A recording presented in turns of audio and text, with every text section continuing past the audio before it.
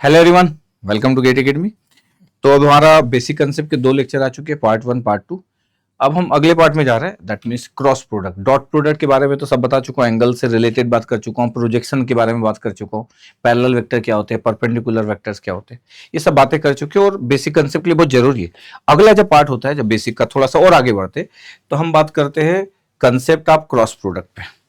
ठीक है, concept of cross product, एक फिगर भी बना हुआ दिख रहा है आपके पास। तो ये समझना बहुत इंपॉर्टेंट है जब हम क्रॉस प्रोडक्ट की बात करते हैं। ठीक है, चलो स्टार्ट करते हैं क्रॉस प्रोडक्ट के बारे में। और बहुत ही ध्यान से समझिएगा, एक बार जब समझ आ जाती चीजें तो बहुत काम आएगा, आगे चल के बहुत काम आएगा, एप्लीकेशन बहुत काम आएगा। क्या है क्रॉस प्रोडक्ट के बारे में?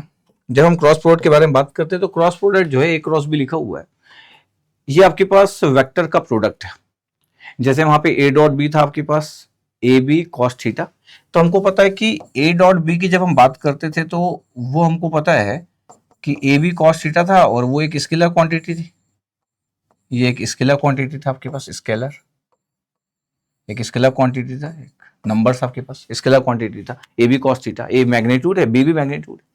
यहाँ पे भी ए बी साइन थीटा है, तो आपके पास ए मैग्नीट्यूड है ए का वेक्टर का, बी साइन थीटा, और यहाँ पे कि यूनिट वेक्टर भी है, बिकॉज जब ए क्रॉस बी कर रहे हो इसका मतलब ये वेक्टर क्वांटिटी है। तो लिखा है कि ए क्रॉस बी एक वेक्टर क्वांटिटी होता है जब भी हम क्रॉस प्रोडक्ट करते हैं। Why cross? Because cross sign use कर रहे हैं, ये मल्टीप्लीकेशन का साइन नहीं है, ये आपके पास क्रॉस प्रोडक्ट का साइन है। दो वेक्टर को जब आप मल्टीप्लाई करते हो तो ये साइन जो है आपके पास ये क्रॉस प्रोडक्ट का है। प्रोडक्ट मतलब मल्टीप्लाई और ये क्रॉस मतलब वेक्टर का प्रोडक्ट। ये डॉट हम यूज करते हैं वेक्टर में, जब भी हम बात करते हैं तो डॉट की बात करते हैं आपके पास, तो डॉट प्रोडक्ट हम यूज करते हैं और उसका रिजल्टेंट स्केलर होता है। ठीक है, अब क्रॉस प्रोडक्ट में हम बोल रहे हैं सबसे इंपॉर्टेंट क्या होता है पता आपके पास? ये A N is the most important चीज। अगर आपको ए एन पता चल गया कि ए एन को कैसे समझते हैं तो क्रॉस प्रोडक्ट आपका आसान होगा। रिजल्ट तो दुनिया को पता है कि A cross B A B sine theta is the magnitude, और ए डॉट बी का तो सभी को पता, वो अपने आप में मैग्नीट्यूड है, A B cos theta. But यहाँ पे जो ए एन है is the unit normal vector, और ये जो यूनिट नॉर्मल वेक्टर होता है, एन जो दिख रहा है आपके पास, एन लिखते हैं आपके पास, is the unit normal vector, cap लगा हुआ है, द यूनिट नॉर्मल वेक्टर। जब मैं नॉर्मल वेक्टर बोलता हूँ इसका मतलब परपेंडिकुलर है। नॉर्मल जब हम टर्म यूज करते हैं that mean the perpendicular, orthogonal. तो क्वेश्चन ये है कि ये जो नॉर्मल आप यूज कर रहे हैं, एन यूनिट नॉर्मल वेक्टर, तो क्वेश्चन ये है कि ये किसके नॉर्मल है? ये एक प्लेन के नॉर्मल होता है, पता आपके पास। इसका मतलब ये हुआ कि अगर किसी प्लेन में दो वेक्टर रखे तो उसके नॉर्मल होगा आपके पास जो प्लेन में वो ए और बी दोनों वेक्टर है। तो जब आप क्रॉस प्रोडक्ट की बात करते हैं तो उसका जो यूनिट नॉर्मल वेक्टर होता है वो प्लेन में जो ए और बी वेक्टर है उसके नॉर्मल होता है आपके पास। तो अगर प्लेन के नॉर्मल होगा तो उन दोनों वेक्टर के नॉर्मल भी होगा, बिकॉज वो दोनों वेक्टर उस प्लेन में रखे हुए हैं। ऐसे करके स्टार्ट होता है कंसेप्ट। ठीक है, तो बहुत ही कंसेप्चुअल टर्म होता है जब हम क्रॉस प्रोडक्ट की बात करते हैं। तो ठीक है, आपके पास ए बी साइन थीटा लिखा, N is the unit normal vector normal to the plane containing A and B. Theta A B क्या आपके पास? थीटा वहां पे भी हम बात करते थे कि थीटा या थीटा ए बी भी लिख सकते हैं, वहां पे भी थीटा या थीटा ए बी लिख सकते हैं। यहां पे थीटा ए बी लिखा है the smaller of the two angles between A and B. A और बी के बीच का आपके पास जो स्मॉलर एंगल होता है, जब मैं स्मॉलर वर्ड यूज करता हूं तो आपको क्लियर है कि यार हमेशा हम लोग जब बात करते हैं, जैसे ये आपके पास हो गया, ये ए वेक्टर हो गया, ये बी वेक्टर हो गया, सपोज करो ये एंगल 30 डिग्री है, ये तो पता है थीटा ए भी आपके पास 30 डिग्री है। तो आप ऐसा तो देख रहे हो तो आपको 30 दिख रहा है, लेकिन अगर आप इस तरीके से देखोगे तो ए और बी के बीच का एंगल तो 330 भी है, 330 भी है, ए और बी के बीच का तो एंगल है। 360 में से 30 माइनस करोगे तो कितना होगा? तो थीटा ए भी 330 भी है और थीटा ए भी 30 भी है, ये 330 भी है और थीटा ए भी जो है वो 30 भी है। ये ए और बी के बीच का एंगल देखो जरा ध्यान से, देखो ध्यान से। यस सर, ए और बी के बीच का एंगल 30 भी दिख रहा है आपके पास। अगर मैं ए से बी जा रहा हूं, ए से बी पहुंचने में, ए वेक्टर से बी वेक्टर पहुंचने में 30 डिग्री लगेगा और बी से ए पहुंचने में 330 लगेगा। तो थीटा ए भी 330 भी और 30 भी। बट आप इसको क्यों लेते हो? Because we consider theta A B is the theta minimum value. दोनों के बीच का जो मिनिमम एंगल होता है वही होता है, और ऐसा डॉट प्रोडक्ट में भी होता है और सभी जगह होता है, एवरीवेयर एवरीवेयर। इसलिए डॉट प्रोडक्ट में हम 0 से 180 बोल देते तो फिर बात ही खत्म हो जाती है। इसलिए हम डॉट प्रोडक्ट जब बात करते हैं तो थीटा बी की बोल देते हैं कि 0 से 180 के बीच में होगा, तो फिर ये बात करने की जरूरत ही नहीं पड़ती। जब मैं डॉट प्रोडक्ट की बात करता हूं तो हम बोल देते हैं कि ए डॉट बी आप कर रहे हो और A dot B A B cos theta होगा, और थीटा ए बी की जो वैल्यू होगी आपके पास वो 0 से लेके 180 डिग्री होगी। तो अपने आप मिनिमम एंगल इसके अंदर ही आ गया, मिनिमम एंगल इतना आ गया, क्योंकि किसी भी एंगल में 360 में से अगर वो एक एंगल माइनस करोगे तो एक और एंगल आएगा जो उसके बराबर ही होगा। तो जब 0 से 180 बोल देते हो एक ही बात है। या क्योंकि यहां पे तो हम देखते नहीं ना, या तो क्रॉस प्रोडक्ट में तो हम देखेंगे, सीन करेंगे, देखना, तो एक ही बात है। और theta A B smaller value जो होगा आपके पास, थीटा मिनिमम होता है, वो एक ही बात है, ये एक ही बात है। बट यहां लिखते समय लोग ऐसी बात कर लेते कि 0 से 180 के बीच में होगा आपके पास, 0 से 180 डिग्री। 180 में आपको पता है कि पैरेलल होते हैं, एंटी पैरेलल बोलते हैं, the unlike parallel vector 0 degree में द पैरेलल बोलते हैं हम लोग, the like parallel vector 0 degree, उसके बीच में तो एंगल होता ही है, फिर 0 से 180 के बीच में, ये डॉट प्रोडक्ट है। क्रॉस प्रोडक्ट में हम बोल रहे हैं कि थीटा ए बी जो होता है थीटा मिनिमम होता है, दोनों में जो थीटा होगा ए और बी के बीच का एंगल तो सेम ही होगा, चाहे आप इससे निकालो चाहे उससे निकालो, इससे निकालो चाहे उससे निकालो, angle will be same, angle same आएगा। याद रखिएगा इस बात को, एंगल क्या आएगा, सेम आएगा। इसका मतलब ये हुआ कि अगर आपको ए क्रॉस बी की बात करना, ध्यान समझना, अभी मैं आराम से बता रहा हूं, ए क्रॉस बी की वैल्यू कितना है, ए बी, ए का लेंथ बी का length, sine theta A B या सिंपली साइन थीटा, और द मोस्ट इंपॉर्टेंट चीज A N, the unit normal vector. अगर मैं बोलूं कि सर मैं इसका मैग्नीट्यूड ले लूं, तो इसमें तो बोलने की जरूरत नहीं पड़ती, A dot B scalar quantity होता, तो आप थीटा ए बी कैसे लिख देते हो, आप कॉस थीटा ए बी कैसे लिख लेते हो, थीटा ए बी की वैल्यू कैसे निकाल लेते हो, cos inverse A dot B करते हो तो ये इंटीजर नंबर आ जाता है, ठीक, ए डॉट बी, और ए का मैग्नीट्यूड है और बी का मैग्नीट्यूड, सिंपल ए बी भी लिख सकते हो, इट्स ओके, ये तो हमको पता ही है। यहां पे अगर मेरे को एंगल इससे निकालना है, क्योंकि एंगल तो ऐसा नहीं हो सकता कि मैं इससे एंगल अलग आएगा इससे एंगल आएगा, अगर इसका एंगल निकालना है तो फिर यहां पे मेरे को मैग्नीट्यूड लिखना पड़ेगा, मतलब मेरे को बोलना पड़ेगा कि ए क्रॉस बी का मैग्नीट्यूड क्या है। तो जैसे मैग्नीट्यूड लिखेंगे तो ए बी, तो मैग्नीट्यूड था ही, और साइन थीटा।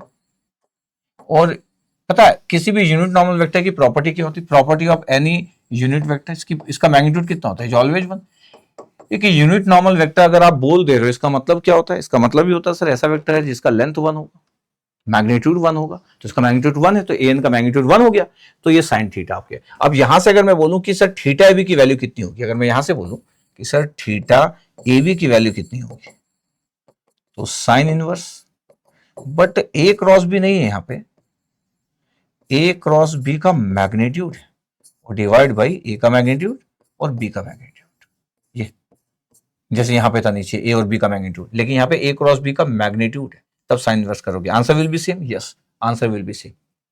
अच्छा फिर से वापस आते हैं, तो ए क्रॉस बी आपके पास क्रॉस प्रोडक्ट है, इसको वेक्टर प्रोडक्ट भी बोलते हैं, because resultant is vector.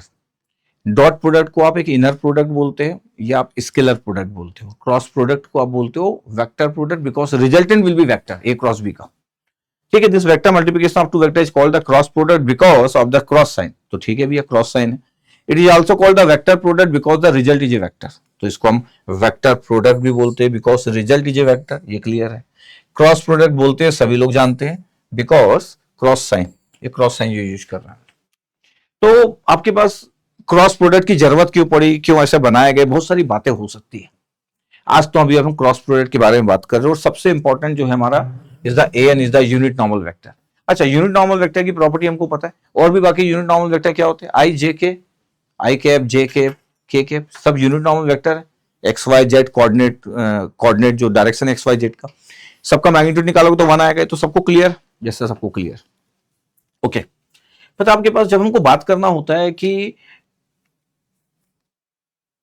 N के बारे में, जब हमको बात करना होता है तो पता क्या होता है, जब ए वेक्टर और बी वेक्टर के बारे में बात की जाती है तो बोला जाता है कि ए क्रॉस बी जब आप कर रहे हो तो उसका जो रिजल्टेंट होगा उसको सी वेक्टर बोल दिया गया। इसका मतलब है ए क्रॉस बी वेक्टर को हम सी वेक्टर बोल दे रहे हैं, ध्यान से ना, ए क्रॉस बी वेक्टर को हम बोल दे रहे हैं ए क्रॉस बी वेक्टर, जो भी आपका रिजल्ट आएगा उसको सी वेक्टर बोल दे रहे हैं, ए क्रॉस बी वेक्टर का रिजल्टेंट, क्योंकि वेक्टर रिजल्ट आने वाला है द सी वेक्टर।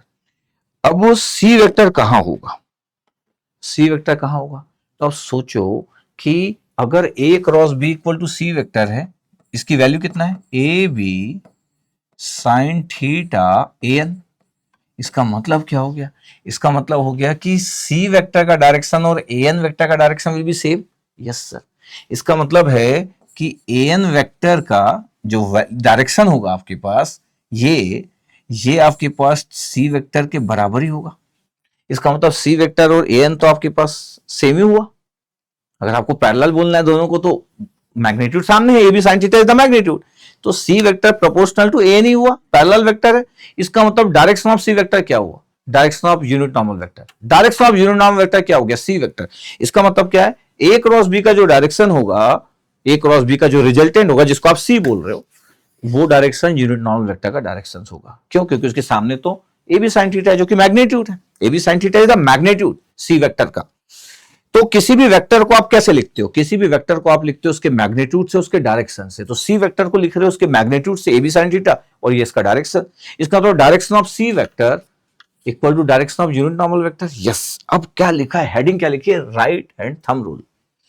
ये सबसे इंटरेस्टिंग है कि अगर आपको यूनिट वेक्टर का डायरेक्शन निकालना है, क्रॉस प्रोडक्ट को सबसे इंटरेस्टिंग माना गया है जब हम वेक्टर अलजेब्रा पढ़ते हैं, कि जब भी आपको निकालना है ए क्रॉस बी, तो सी का डायरेक्शन आपको निकालना है। तो बोला जाता है आपके पास कि जब भी आपको, जैसे ए वेक्टर है बी वेक्टर है, उसके बीच का एंगल थीटा है, the minimum angle is the theta. नहीं तो ये इधर से आ जाएगा 360 माइनस थीटा भी also angle, but theta is the minimum angle. तो ए और बी के बीच का एंगल बोला जाता है। जब भी आप ए क्रॉस बी का रिजल्टेंट बताने वाले हो या डायरेक्शन ऑफ यूनिट नॉर्मल बताने वाले एन, तो उसका डायरेक्शन क्या होगा। अच्छा, आपको ये तो क्लियर है कि यूनिट नॉर्मल वेक्टर है, तो terminology unit normal vector, why unit because magnitude is same, magnitude is one, magnitude is one, why normal because जिस प्लेन में ए और बी वेक्टर होगा उसके ये नॉर्मल होगा, मतलब परपेंडिकुलर होगा। अब ध्यान से समझना इसका क्या मतलब है। अगर मैं बोलूं आपके पास कि यार सी वेक्टर का डायरेक्शन क्या होगा जो कि ए क्रॉस बी का रिजल्टेंट है, तो बोला जाता है यार आप ए और बी, आप राइट हैंड पकड़ो, राइट हैंड, ये प्लेन है आपके पास, ठीक है, ये प्लेन है, ये प्लेन है आपके पास, ये प्लेन है, या राइट हैंड, ये राइट हैंड को लो अपने हाथ में, ये प्लेन है। बोला जाता है कि आप एक वेक्टर पे ये रखो, ये रखो आपके पास एक वेक्टर पे, और ये जो फिंगर्स है इसको कर्ल करो, मूव करो, और टूवर्ड्स आपके पास, ये टूवर्ड्स आपके पास थंब साइड में आ जाए, ये ए है, ऐसा करो आपके पास। इसका मतलब ये हुआ कि जब भी आप ना, ये देखो लिखा हुआ है कि join two vectors tail to tail, ये टेल टू टेल ऐड कर लिए, place your right hand at joining point, इस ज्वाइनिंग पॉइंट पे आपका राइट हैंड रखो, ठीक है। Curl your finger from A to B, मतलब अगर ए क्रॉस बी निकालना है तो ए से बी को आप कर्ल करो, फिंगर को ए से बी पे, ये ए पे रखो और इसको कर्ल करो। अब जब भी आप ए से बी कर्ल करोगे तो पता आपके पास क्या होगा, पता है, ये जो थंब होगा ये direction of unit normal vector होगा। ये देखो अपवर्ड आया अगर मेरे पास ए क्रॉस बी कर रहा हूं। क्वेश्चन ये है कि सर ए क्रॉस बी करने से अपवर्ड आएगा, इसका मतलब है आप ये बोलना चाहते हो कि A cross B is always upward. नहीं नहीं, मैं ये नहीं बोलना चाहता हूं। ए ये है, बी ये है। अगर आप ऐसे कर्ल कर रहे हो, ऐसे कर्ल कर रहे हो, मतलब ये फिंगर्स को ऐसे मूव कर रहे हो और टूवर्ड्स थंब, तो देखो ये अपवर्ड आएगा। ये समझना बहुत इंपॉर्टेंट है, ध्यान समझिएगा। ये आपके पास रखा हुआ है, ये आपके पास ए ए ए यहां पे रखा हुआ, ये आप राइट हैंड को रखे आपके पास इस टेल पे, और यहां से बी वेक्टर में जा रहे हो, तो ये फिंगर को आपके पास, ये फिंगर को ऐसे कर्ल करो टूवर्ड्स थंब, तो ये अपवर्ड हुआ, ये टूवर्ड्स अपवर्ड हुआ, ठीक है। अभी ध्यान से समझना। अब ये तो अपवर्ड होगा, तो ए टू बी जा रहे हो तो थंब पॉइंट्स करेगा ए क्रॉस बी में, ए क्रॉस बी या सी वेक्टर में। तो सी वेक्टर का डायरेक्शन जो थंब का डायरेक्शन होगा वो सी वेक्टर का डायरेक्शन होगा। ए क्रॉस बी अगर आपके पास आप कर रहे हो तो सी वेक्टर है, ए क्रॉस बी। पता है जो सी वेक्टर होगा परपेंडिकुलर होगा आपके पास ए के और बी के। इसका तो जो सी वेक्टर होगा वो बी के भी परपेंडिकुलर होगा, सी वेक्टर जो होगा वो ए के भी परपेंडिकुलर होगा। इसका मतलब है कि सी वेक्टर का डायरेक्शन और यूनिट नॉर्मल वेक्टर का डायरेक्शन सेम होगा। और नॉर्मल बोलने का मतलब होता है जिस प्लेन में ए और बी वेक्टर है, दिस द प्लेन, ये प्लेन दिख रहा है आपके पास, इस प्लेन में ए और बी वेक्टर है, ये जो सी वेक्टर होगा वो इसके नॉर्मल होगा। अच्छा, जब आप तीन चीज आ गई ए बी और सी, अब तीनों को पेपर में नहीं दिखा सकते, आप तीनों को पेपर में नहीं दिखा सकते, इसलिए आपको लगेगा कि सर इसमें तो मेरे को डाउट आ रहा है, क्योंकि एक नॉर्मल स्टूडेंट सोचता है सर ये ए से तो 90 बना रहा है लेकिन बी से 90 नहीं बना रहा है। ऐसा किसी का डाउट आ सकता है, और एक बच्चे का डाउट आ सकता है, 11-12 के बच्चे का तो डाउट आ ही सकता है, पहली बार पढ़ रहा हो कि सर ए से 90 बन रहा है, सर देखो ना सर ए से 90। अच्छा, वो इसलिए आपको दिख रहा है क्योंकि मैं ए को हॉरिजॉन्टल ले लिया, अगर ए को हॉरिजॉन्टल नहीं लेता तो फिर तो आपको 90 किसी में नहीं दिखता। अगर मैं बोल देता कि ये ए है, देखना ध्यान समझना, अगर मैं बोल देता ये ए से हॉरिजॉन्टल बना है, सपोज करो मैं अगर बोल देता कि यार ये ए है, ये बी है, ये ए वेक्टर है, ये बी वेक्टर है, और ये थीटा है ये। अब अगर सोचो, मैं बोलूंगा कि ये आपके पास है सी वेक्टर, ये अब तो नॉर्मल आपको कहीं नहीं दिख रहा क्योंकि मैं ए को हॉरिजॉन्टल नहीं बनाया, यहां तो हॉरिजॉन्टल बनाया, इसलिए आपको लग रहा है कि सर ये तो ए से 90 बन रहा है, लेकिन सर बी से कैसे 90 बन जाएगा। ये हमारा सबसे पहला डाउट आता है, क्योंकि 3 डायमेंशन फिगर जब होते हैं तो एक हवा में होता है, तो यूनिट नॉर्मल वेक्टर हवा में कैसे, इस प्लेन पे आपके पास रखा है, प्लेन है, इस प्लेन पे ए और बी रखे, और ए ऐसा नहीं कि ए हॉरिजॉन्टल होना चाहिए, ए और बी कैसे भी रखे, दोनों के बीच का एंगल है ऐसे रखे हुए, ये आपके पास ए और बी ऐसे रखे हुए है, ये ए रखा हुआ है, ये बी रखा हुआ है, उनके बीच का एंगल थीटा है, ये ए और बी। तो इसका मतलब ये नहीं कि कोई हॉरिजॉन्टल है ए और बी में से, ए और बी कैसे भी रखे, यहां पे देखने के लिए अच्छा लग रहा है ए। अब ये प्लेन है, ये प्लेन 2 डायमेंशन है, ए वेक्टर है बी वेक्टर। अब मैं बोल रहा हूं कि जब आप इससे ए से बी कर रहे हो, ये ए पे रखे आपके पास जो टेल है दोनों का, वहां पे रखे थंब, मतलब ये पूरा रखे आपके पास राइट हैंड, और फिर आप ए से बी जा रहे हो। जब ए से बी जा रहे हो तो अपने राइट हैंड के जो फिंगर है उसको कर्ल करना है ए से बी साइड। अब आपका जो थंब होगा वो डायरेक्शन ऑफ सी वेक्टर होगा, that means direction of unit normal vector होगा।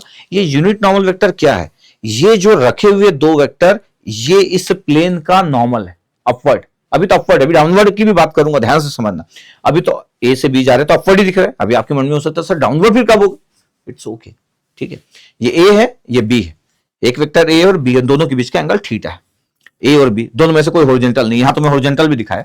अब जब मैं ए से बी जाऊंगा तो ये नॉर्मल होगा, जब ये नॉर्मल होगा तो पता है ये नॉर्मल किसके होता है, इस प्लेन के, हवा में ऊपर है। अब इस हवा में जो है इसको इस बोर्ड में कैसे बनाऊं, या इस आपका जो पेपर है उसमें कैसे बनाओगे हवा वाली चीजों को, इसलिए प्रॉब्लम होती है सोचने में। क्यों? क्योंकि जब तक आप 2 डायमेंशन पढ़ते हो कोई इशू नहीं, क्योंकि पेपर में दिखाया जा सकता है, जैसे ही तीसरा चीज आता है पेपर में दिखा नहीं सकते। तो पता है ये आपकी कॉपी रखी है और उसमें 2 वेक्टर बने, और जो यूनिट नॉर्मल वेक्टर है आपके कॉपी के ऊपर है, अभी तो नीचे बात नहीं कर रहा, ऊपर है हवा में ऐसे, ये ऊपर। तो ये किसके ऊपर है, ये पूरे प्लेन के परपेंडिकुलर है, ऑर्थोगोनल है इस प्लेन के, जिसको आप बोलते हैं नॉर्मल टू द प्लेन, इस प्लेन के नॉर्मल है, ये प्लेन है और ये नॉर्मल है, ये आपके पास ये सी वेक्टर। सर नीचे नहीं बनाए, अरे बनाएंगे भाई, अभी तो चालू किया हूं मैं। ए वेक्टर बी वेक्टर है, आप अपना राइट हैंड रखिए और इसको कर्ल कर दिए, ये बन गया आपके पास। आपको समझ आएगा, ऐसा कोई चीज मैं आज तक किसी को नहीं पढ़ाया, जिसको समझना है समझ आएगा, बस सुनते रहना। ये बना आपके पास, ये जो ऊपर बना है ये प्लेन है पूरा, इसमें वेक्टर रखे किसी भी डायरेक्शन में, डोंट वरी, ये बना, ये इस प्लेन के परपेंडिकुलर है। अब इस प्लेन के परपेंडिकुलर है तो जो भी ए और बी वेक्टर रखे इन सब के परपेंडिकुलर होगा। इसका मतलब है कि यहां पे किसी भी डायरेक्शन में इस प्लेन में ए और बी वेक्टर है, अगर ये ऊपर है हवा में तो ए वेक्टर कहीं पे भी हो इसके परपेंडिकुलर है। इस प्लेन में कितने भी आप वेक्टर रख लो, इस प्लेन में कितने भी वेक्टर रख लो, अगर आप ये परपेंडिकुलर इस प्लेन के ऊपर रख रहे हो, इसका मतलब सर इस प्लेन में अगर 10 वेक्टर रखे तो सर वो कैसे भी रखे, इस प्लेन में सर 10 वेक्टर रखे और आप बोल रहे हो कि एक ये जो प्लेन है ये यूनिट नॉर्मल वेक्टर है, जो ऊपर है हवा में, इसको बस मैं कैसे दिखाऊं, तो ये है यूनिट नॉर्मल वेक्टर। ठीक, अब ये इस प्लेन के परपेंडिकुलर है ना, प्लेन के परपेंडिकुलर, यस। इस प्लेन में कितने भी वेक्टर हो सबके परपेंडिकुलर है। अभी तो हम सिर्फ ए क्रॉस बी की बात कर रहे हैं, तो ए और बी के परपेंडिकुलर होता है, इसलिए बोला गया है कि ए क्रॉस बी सी है। तो अब जो सी वेक्टर होगा वो परपेंडिकुलर टू बी, या सी वेक्टर परपेंडिकुलर टू ए होगा। इसका मतलब आप तो ये भी लिख सकते थे, क्या आप ये भी लिख सकते थे कि भैया जो ए एन है, जो ए एन है, ये ए एन, ये जो यूनिट नॉर्मल वेक्टर है perpendicular to B vector, unit normal vector perpendicular to A vector. तो जो आप बोलते हो ना कि यूनिट नॉर्मल वेक्टर जो है वो किसके नॉर्मल है, उस प्लेन के, उस प्लेन में जितने वेक्टर है उसके परपेंडिकुलर होगा, ऑर्थोगोनल होगा, इसी को नॉर्मल बोलते हैं। अच्छा, ए एन और सी वेक्टर का डायरेक्शन सेम है, तो आप सी वेक्टर मतलब resultant of A cross B, आप सी वेक्टर बोलो चाहे ए एन वेक्टर बोलो, बोथ आर सेम, कोई बात ही नहीं, क्योंकि बोथ आर पैरेलल। सर कैसे पैरेलल? अगर आप मेरे दोनों लेक्चर देखेंगे तो मैं पैरेलल वेक्टर बोला था कि अगर x और y पैरेलल वेक्टर है तो x प्रोपोर्शनल टू y होगा, और कांस्टेंट कुछ भी हो सकता है उसके सामने का मैग्नीट्यूड, वो a भी sin थीटा है। c प्रोपोर्शनल टू an है, c प्रोपोर्शनल टू an है, तो c वेक्टर और an तो एक ही पैरेलल वेक्टर ही हुए यार, a भी sin थीटा तो मैग्नीट्यूड हुआ। तो जो c के बारे में बात है वही an के बारे में बात है। जब आप बोलते हो कि an जो perpendicular to the a vector होगा या an perpendicular to b vector होगा, तो आप ये भी बोल सकते हो कि c vector is perpendicular to a या c vector is perpendicular to b, ऐसा बोल सकते हो, बिल्कुल बोल सकते हैं सर। ठीक है, अब अच्छा ठीक है, इसका तो ये मतलब हुआ कि सर अगर आप बोल रहे हो कि C परपेंडिकुलर टू B है, अगर आप एक मस्त बात बोले कि ए क्रॉस बी का जो रिजल्टेंट है वो सी वेक्टर है, ठीक है, हाँ, और ए क्रॉस बी क्या होता है, ए बी, मैग्नीट्यूड ए का, बी, कभी कभी आप मॉड नहीं बनाते हो, सिर्फ ए बी लिख देते हो, साइन थीटा, ये पूरा मैग्नीट्यूड है, और ये ए एन, ये तो पूरा मैग्नीट्यूड है साइन थीटा तक, दिस इज द मैग्नीट्यूड, ये, और ये डायरेक्शन ए क्रॉस बी की, मतलब इसका डायरेक्शन सी वेक्टर का। अब मैं बोल रहा हूं कि ये यार परपेंडिकुलर है। जब आप बोलते हो कि C perpendicular to A vector, इसका क्या मतलब है? सर सी का डॉट प्रोडक्ट होगा ए वेक्टर के साथ और वो जीरो होगा, सही, बट सी है क्या? सर सी है ए क्रॉस बी, इसलिए ए क्रॉस बी को अगर आप ए के साथ डॉट प्रोडक्ट करोगे तो जीरो आएगा। पता है, अगर मैं बोलूं कि यार ये एक अच्छा कंसेप्ट है तो आप इसमें दिल बना लो कि सच में अच्छा कंसेप्ट है, फिर तो सर इसका तो ये मतलब हुआ क्या कि सर अगर सी वेक्टर मतलब resultant C vector perpendicular A है तो परपेंडिकुलर बी भी होगा, क्योंकि वो तो प्लेन के परपेंडिकुलर है, जो मैं प्लेन बना रहा था, ये सी वेक्टर है, इधर unit normal vector, that mean the C vector is the resultant of A cross B. तो अगर ये सी के परपेंडिकुलर है तो सी डॉट बी होगा जीरो। यस, ऑर्थोगोनल वेक्टर का यही मतलब होता है, परपेंडिकुलर का यही मतलब होता है, नॉर्मल का यही मतलब होता है। सी वेक्टर क्या है? A cross B, A cross B dot B is equal to zero, ये मतलब हुआ। इसका मतलब है कि ये भी फिर दिल बना देते, जब एक दिल बनाया तो इसमें क्यों ना दिल बनाए, ये भी दिल बना देते अपन, ये लो दिल बना दिए। इसका मतलब है कि आप इतनी सिंपल सी बातें ऐसे आराम से बोल सकते हो कि X vector dot product with X cross Y is always zero. Yes sir, X और एक्स क्रॉस वाई का क्रॉस प्रोडक्ट करोगे तो जो भी रिजल्टेंट वेक्टर होगा जेड वेक्टर, वो हमेशा एक्स के भी परपेंडिकुलर होगा, वाई के भी होगा। तो ये देखो एक्स के परपेंडिकुलर, इसलिए zero. Y dot X cross Y, अच्छा आप डॉट प्रोडक्ट में यार किसी को भी पहले लिखो X cross Y dot X लिख दो या एक्स पहले लिख दो, मतलब डॉट प्रोडक्ट तो कम्यूटेटिव लॉ को फॉलो करता है, इसलिए डॉट प्रोडक्ट जब लगाते हो तो किसी को भी पहले रखो, कोई फर्क नहीं पड़ता है। तो X cross Y dot product with Y vector is always zero, मतलब ये तो एक ही बात हो गई, कम्यूटेटिव लॉ को फॉलो करता है, ये भी एक ही बात हो गई। बट ये बड़ी इंपॉर्टेंट बात है क्योंकि आईआईटी के प्रोफेसर इस पे क्वेश्चन फ्रेम करना चाहते हैं, द गुड कंसेप्ट, तो इसलिए क्रॉस प्रोडक्ट को समझना जरूरी है। जैसे स्टार्ट कर रहा हूं मैं अभी, यहां पे थे अपन कि सर ए क्रॉस बी था और आप यूनिट वेक्टर के बारे में बात कर रहे थे, ठीक है। अभी तो हम यहां पे थे कि यार राइट हैंड थंब रूल क्या होता है, तो राइट हैंड थंब रूल ये होता है कि दो वेक्टर को जहां पे आप ऐड कर रहे हैं वहां पे राइट हैंड रखो, और ए क्रॉस बी कर रहे हैं तो ए से बी जा रहे हो, ए क्रॉस बी कर रहे हो, जो पहला वेक्टर इनटू सेकंड वेक्टर, ए से बी जा रहे हो तो ए से बी जाओ, जाते समय जब जा रहे हो आप तो जो ये थंब का डायरेक्शन होगा ये डायरेक्शन ऑफ रिजल्टेंट वेक्टर होगा या डायरेक्शन ऑफ यूनिट वेक्टर होगा, यूनिट नॉर्मल वेक्टर होगा, ठीक है। ओके, देखना ये देखो आपके पास ए से बी जा रहे थे, अब ध्यान से देखना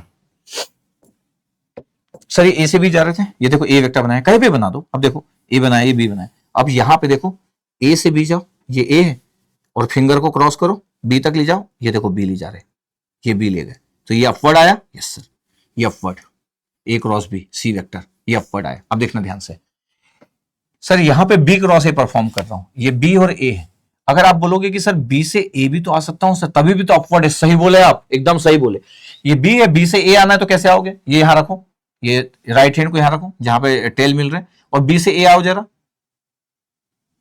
ऐसे आओ, आए ऐसे आए, ऐसे आए ना पूरा, तो ये राइट हैंड ही, ये ऐसे आते समय ऐसा किए ना आप, बी से ए आए तो राइट हैंड ही आपके पास क्या हुआ, दिखा आपके पास, ये जब आपके पास ऐसे आ रहे हो तो ये तो सर अपवर्ड ही आ रहा है, बी से ए में भी तो अपवर्ड आ रहा है, सही बोल रहे हो आप, तो सर फिर ये तो डाउनवर्ड क्यों लिखे, डाउनवर्ड क्यों लिखे ये बताना है ना आपको, यस इसलिए क्योंकि मेरे को मिनिमम एंगल लेना है, जब बी से ए आ रहे तो ये पूरा बड़ा एंगल है, छोटा एंगल पता कौन सा है, अगर मैं बी पे ये राइट हैंड रख रहा हूं तो मैं ऐसा रखूंगा और ऐसा करके आऊंगा, इसका मतलब है बी से ए आ रहा हूं तो मेरे को राइट, अगर मेरे को थंब पे आना है तो यहां से अगर मेरे को थंब पे आना है तो ये ज्यादा एंगल लेगा, लेकिन अगर मैं यहां से इस पे आ रहा हूं तो ये कम एंगल लेगा, इसका मतलब है कि मैं अपने राइट हैंड को यहां पे रखा हूं, किस पे, इस टेल पॉइंट पे, और बी क्रॉस ए कर रहा हूं तो हम जो पहले लिखा रहता है वहां से सेकंड में आना रहता है, आपके फिंगर को यहां पे आना रहता है। तो बी से आने के लिए स्मॉलेस्ट एंगल यही वाला होगा। तो फिर आपका जो राइट हैंड है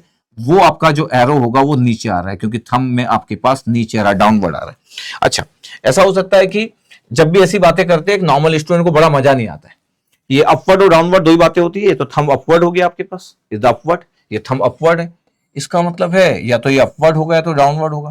तो लोगों को लगता है यार 50-50 तो है, कभी गलत होगा तो क्या होगा। अरे यही तो सब कुछ है, गलत होगा मतलब यही तो सब कुछ है, और अगर यही गलत हो गया तो फिर बचेगा क्या, यही गलत हो गया तो बचेगा क्या। अच्छा, कभी कभी लोग बात करने के लिए ऐसे भी बोल देते कि यार ये आप ये फर्स्ट फिंगर को ना आप ऐसे रखो और सेकंड फिंगर को ऐसे रखो। तो ऐसे बोलने में ना प्रॉब्लम क्या होती है पता आपके पास, ऐसे बोलने में ये होता है कि ऐसे रखो फिर इसको ऐसे करो और फिर ये थंब को करो। इसलिए ऐसा बताने में बड़ा आसान नहीं होता है कि यार ये देखो ए क्रॉस बी है, ये आपके पास ए है, ये बी है, तो ए ये रखो, ये बी रखो और ये रखो।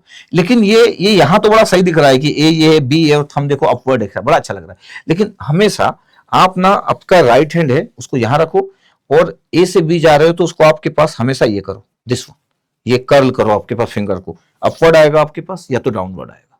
इसका मतलब है कि स्मॉलेस्ट एंगल लेना है, हमेशा हमेशा स्मॉलेस्ट एंगल लेना। यहां तो परफेक्ट दिख रहा है, अभी यहां से मैं ऐसा करना चालू करूं फिर इसको ऐसा करना चालू करूं कि ऐसा है, ये ऐसा है, ये ऐसा आपके पास होगा, तो ये बड़ा आसान नहीं होता है। फिर मेरे को ऐसा करना पड़ता है कि ये ऐसा होगा, ये ऐसा होगा, ये डाउनवर्ड होगा। तो ये फिर आप राइट हैंड में फिर फिंगर पे प्रॉपर रखते हो आपके पास, इसको स्क्रू रूल भी बोलते हैं आपके पास, क्लॉकवाइज और एंटी क्लॉकवाइज। मैं वो अभी स्क्रू रूल में जाना नहीं चाहता हूं कि स्क्रू को अगर आप कभी कभी घर में कुछ काम किए होंगे तो स्क्रू को जब आप करते होंगे तो जब उसको क्लोज करते होंगे तो क्लॉक करते हो कि एंटी क्लॉकवाइज करते होंगे, कभी ध्यान नहीं दिए होंगे। जब उसको ओपन करते होंगे तो एंटी क्लॉकवाइज करते होंगे कि क्लॉक करते होंगे, सोचना कभी। बट ठीक है, अभी मेरा वो पॉइंट नहीं था, मेरा था कि मैं राइट हैंड के बारे में बात कर सकूं। जब तक मैं ये बात करता हूं ये अपवर्ड और डाउनवर्ड हो, ये क्लियर है। अच्छा, आपको लगता है कि सर ऐसा ऐसा बहुत जगह लोग लिखते हैं कि ये आपके पास फिंगर है, ये आपके पास हो गया तो ये यहां पे बड़ा अच्छा दिख रहा है कि सर ये कितना अच्छा दिख रहा है, फिर आप ये फिंगर ही घुमाते रह जाओगे। इसलिए आप ना ए और बी पे आपके पास फिंगर रखने से अच्छा है कि ए ये रखो, बी ये रखो और ये आ जाए। इसका मैं और आसान करूं, मैं इसको और आसान करता हूं, और आसान करता हूं। आप हैंड को बहुत घुमाएंगे तो मैं बोलता हूं कि क्या है, आपको क्या पता है अगर मैं कोऑर्डिनेट सिस्टम में बात करूं, क्या कोऑर्डिनेट सिस्टम में बात करता हूं,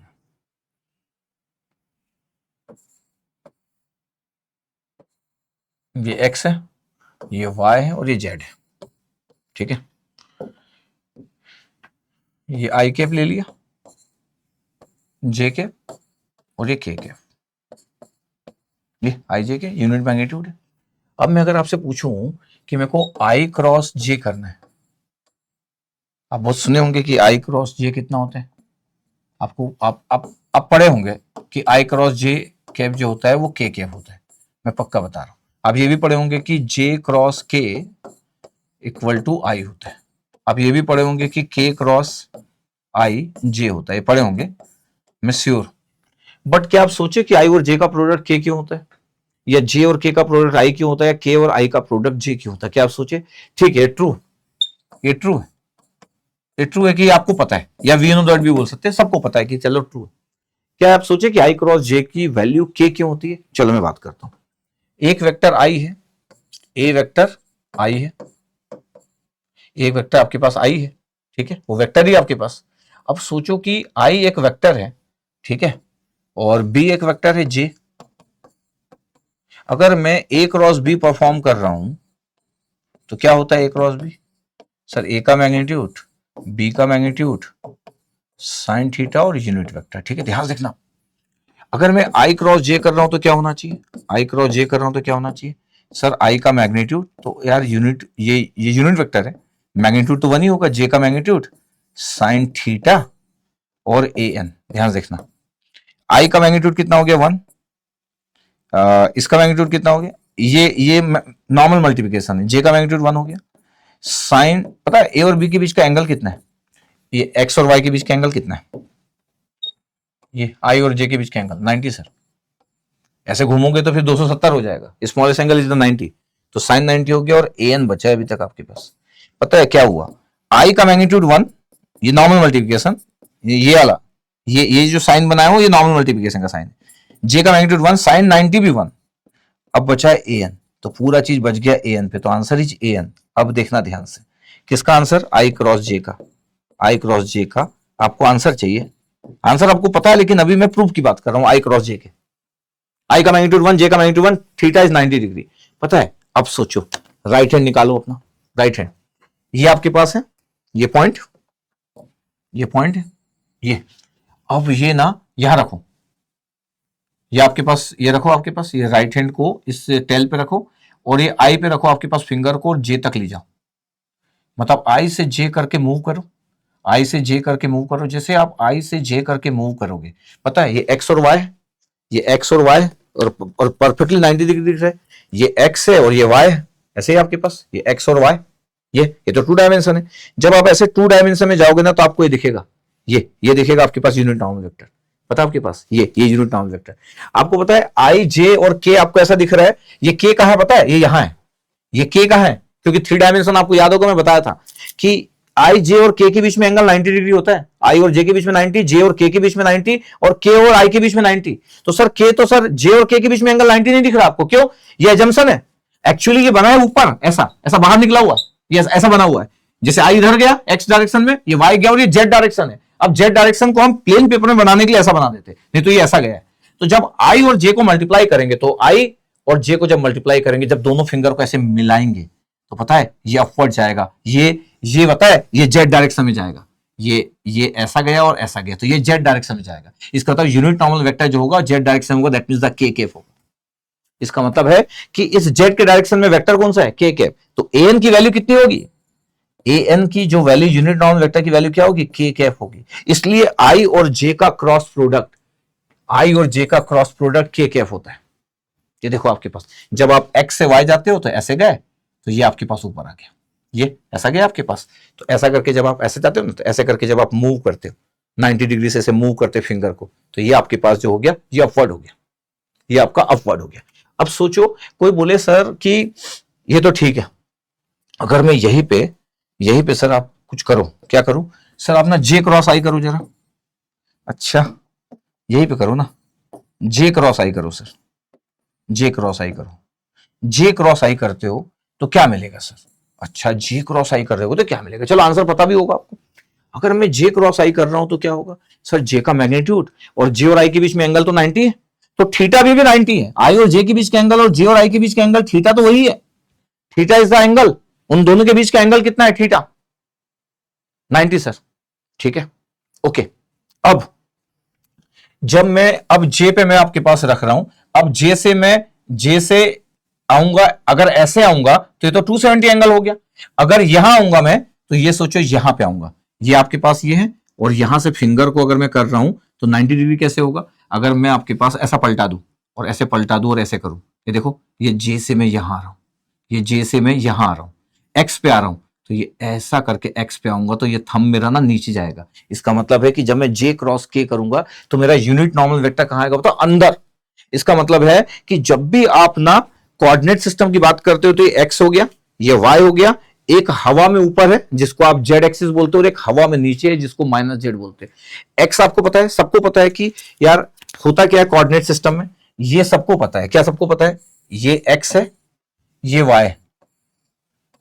अच्छा, ये भी सबको पता है 2 डायमेंशन में ये माइनस एक्स है, माइनस एक्स है, ये माइनस वाई है, ये सबको पता है। अच्छा, जेड बनाना है, तो अब जेड आप ना यहां बनाते हो, जबकि अब कैसे बनाए? तो कैसे करें जेड बनाने के लिए? जेड एक अपवर्ड होता है, एक बाहर होता है, ये जेड अपवर्ड होता है। इसका मतलब है कि अगर ये एक्स वाई है तो 2 डायमेंशन है ये पेपर, ये एक्स है, अगर मैं मान लेता हूं कि ये रेफरेंस है, ये एक्स है, ये माइनस एक्स है, ये वाई, इधर वाई, ये माइनस वाई, अगर मैं ऐसा बना लूं, ये मिड में बना लेता हूं, ये एक्स, ये माइनस एक्स, ये वाई माइनस वाई, ये पता प्लस जेड है, ऊपर प्लस जेड, और पता नीचे माइनस जेड, या नीचे माइनस जेड, ये नीचे माइनस जेड है। अब इसको कोई बना सकता है क्या? प्लस जेड और माइनस जेड को हवा में कैसे बनाए? 3 डायमेंशन फिगर को हवा में कैसे बनाए? इसलिए लोग एज्यूम करके जेड यहां बना लेते हैं, जबकि जेड यहां होता ही नहीं है। आप ये जेड बना लेते हो ना, ये जेड होता ही नहीं, ये ऊपर है प्लस जेड, और एक अंदर है माइनस जेड।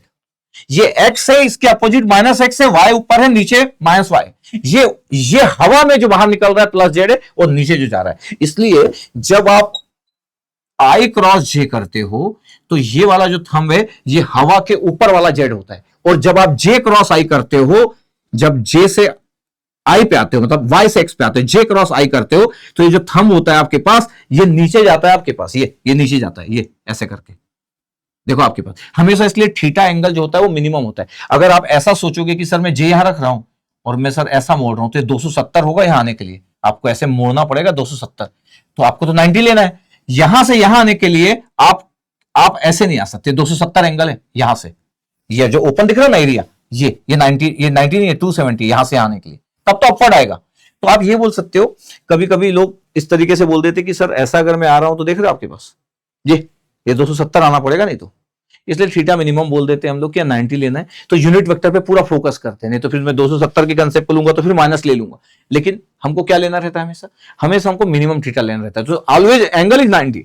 तो फिर मेरे को राइट हैंड थंब रूल को यूज करना पड़ता है बहुत अच्छे से किसी को बताने के लिए कि भैया यहां से आना है तो अपने राइट को देखो, ऐसा ना हो कि कभी हाथ ही मुड़ जाए पूरा, कि यहां से आप आ रहे हो तो यहां ऐसे कैसे आओगे, ये कर्ल नहीं हुआ।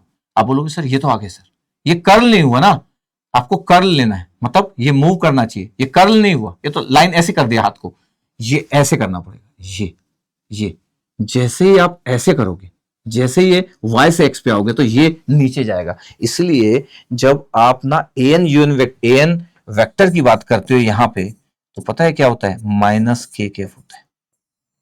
ये मैग्नीट्यूड तो 1 है, एंगल 90 है, कोई इशू नहीं है, इसलिए जे क्रॉस आई करते हो तो माइनस के कैप आता है। क्या आता है, माइनस के। अच्छा ओके, अब ये आपके पास था, यही हम बात कर रहे थे, ये x है, ये y है, और ये एजम्पशन वाला z है, ये एजम्पशन वाला z है, ठीक है, ये एजम्पशन वाला z, इसलिए मैं हमेशा कोऑर्डिनेट सिस्टम ऐसे लेता हूं। अब आपको ये भी पता है कि यार ये तो हो गया i कैप, यस सर, ये हो गया j कैप, यस सर, ये हो गया k कैप। अगर मेरे को j क्रॉस k करना है तो j का मैग्नीट्यूड लूंगा, मैं k का मैग्नीट्यूड लूंगा। पता है इसके बीच में एंगल कितना है, सर ये एंगल 90 है। ये एंगल जो है ना, ये जो एंगल है, इसलिए कभी कभी ना जे क्रॉस के हाँ, कभी कभी मेरे को एंगल बनाने के लिए मैं ऐसा लिख देता हूं, क्योंकि 3 डायमेंशन फिगर है, ऐसा करके एंगल बना लेते हो, 90 लिखा रहता है। कई लोग को लगता है 90 कहां दिख रहा है सर, ये एक्चुअली कैसे बनाते हो, ये ऐसा है, ये ऐसा है, तो ये तीनों कोऑर्डिनेट सिस्टम 90 पे ही है। अब मेरे को जे से के जाना है, तो ये जे है और ये ऐसा जा रहा हूं, ये देखो ये आउटवर्ड है, ये यहां पर रखा हूं और ये आउटवर्ड है, तो जे क्रॉस के करूंगा तो an की वैल्यू क्या होगी पता है, ये अगर मैं ऐसा करूंगा ना, ये ऐसा, इसको ऐसा मोड़ूंगा ना, तो ये जो होगा ये थर्ड वाले डायरेक्शन में जाएगा, मतलब एक्स पे। तो जब मैं y से z पे जा रहा हूं, y से z पे जा रहा हूं, तो ये x पे चला गया। इसका मतलब ये है कि 1 मैग्नीट्यूड थीटा 90, वो भी 1 मैग्नीट्यूड, और ये आ गया आपके पास i के। ये इसका मतलब है कि j क्रॉस k का जब आप प्रोडक्ट करते हो तो कितना आता है, i के आता है।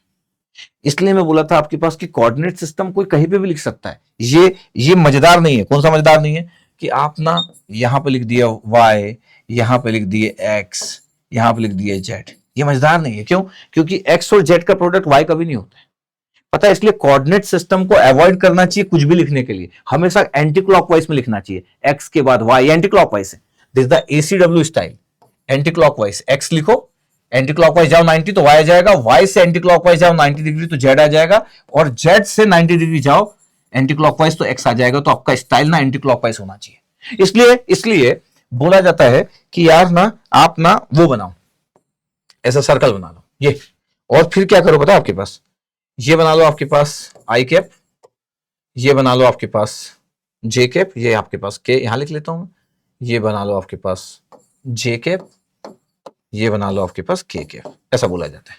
और पता है एंटी क्लॉकवाइज अगर आप जाओगे, मूवमेंट आपके पास बोला जाता है कि आप एंटी क्लॉकवाइज घूमो, आई से जे जाओ, जे से के जाओ।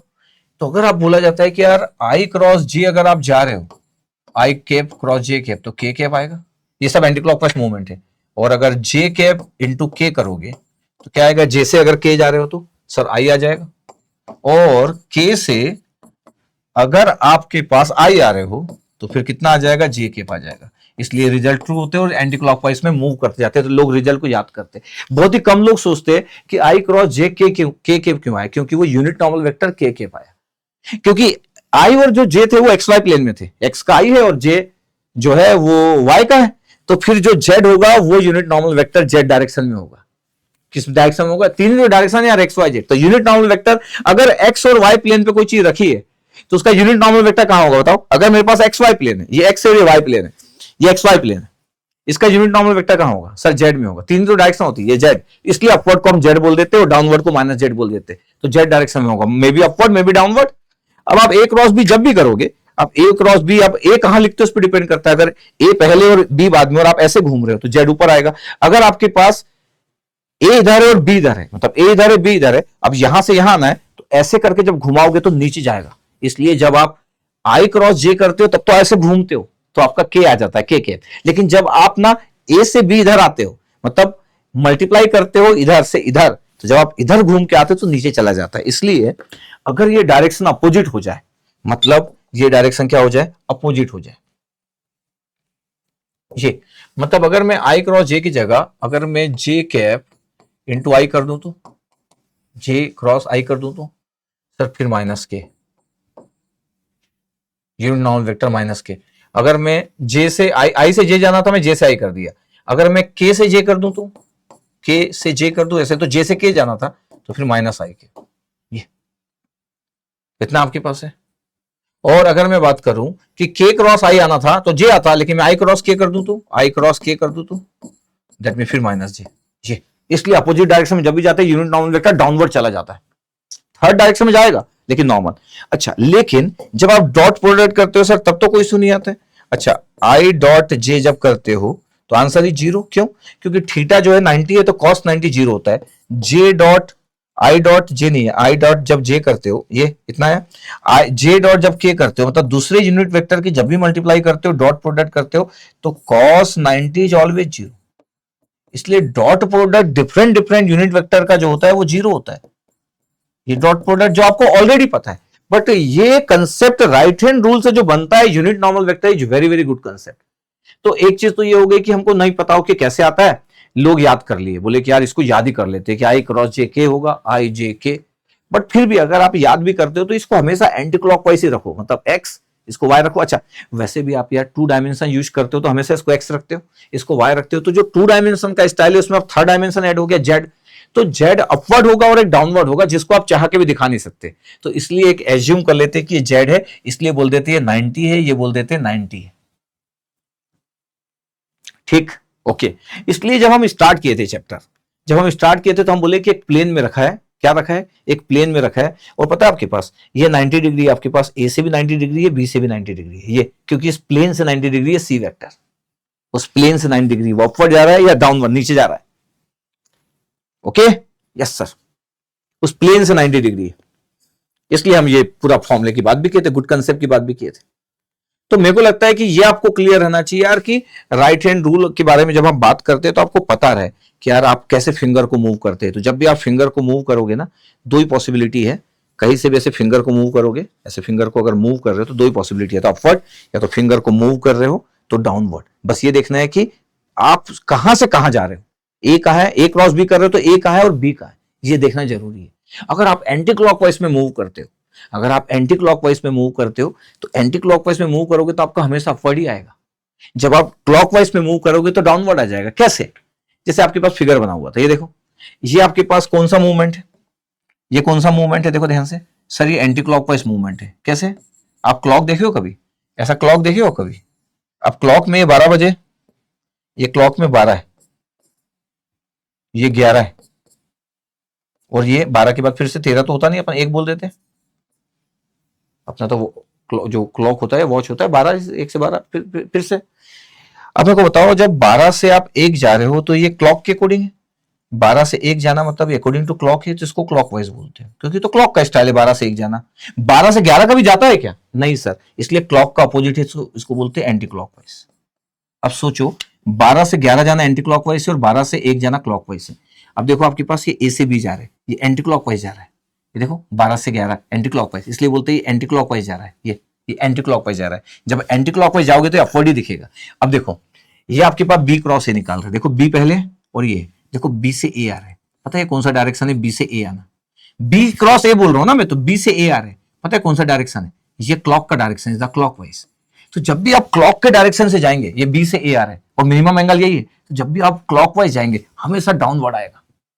जब भी आप एंटी क्लॉकवाइज जाएंगे, एंटी क्लॉकवाइज हमेशा अपवर्ड आ जाएगा यूनिट वेक्टर।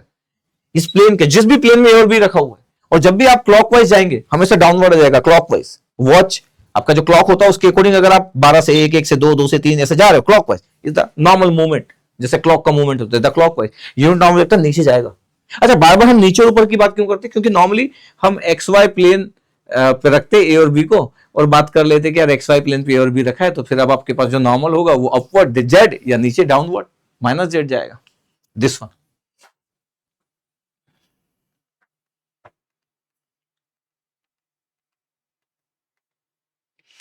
अब देखो आपके पास ये आई जे के बोलो चाहे ए एक्स ए वाई बोलो, एक ही बात है। आपको तो पता ही है, क्या पता है?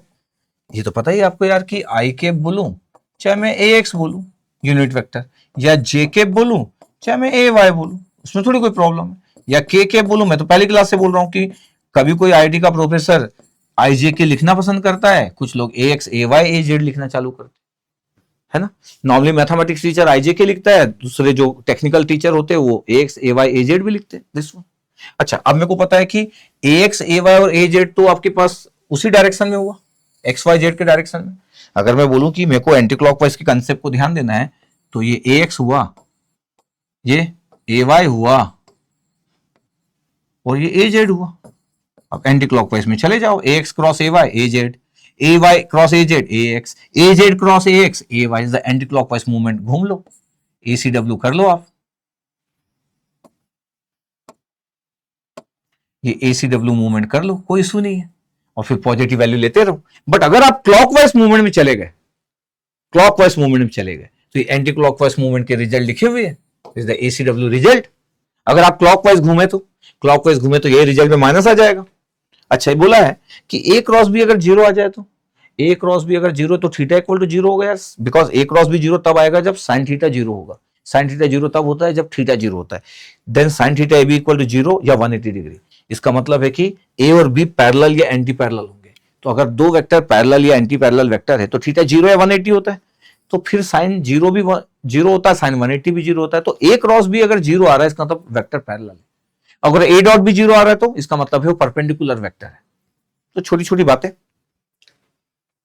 अब आपके पास क्या है, अगर मेरे को ए क्रॉस बी अगर फाइंड आउट करना है, तो ए क्रॉस बी में ना, जैसे अगर मैं बोलूं कि मेरे पास एग्जांपल लेता हूं मैं कि यार एक ए वेक्टर है,